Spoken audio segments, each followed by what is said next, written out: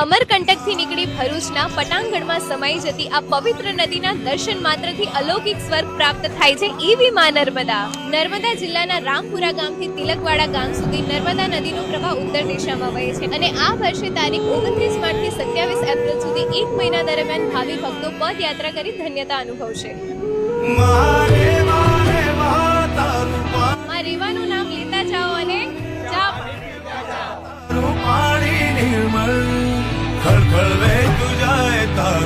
Energy ત્યાંથી આવી રહી છે. હા, એ તો ભગવાન આપે છે અમને.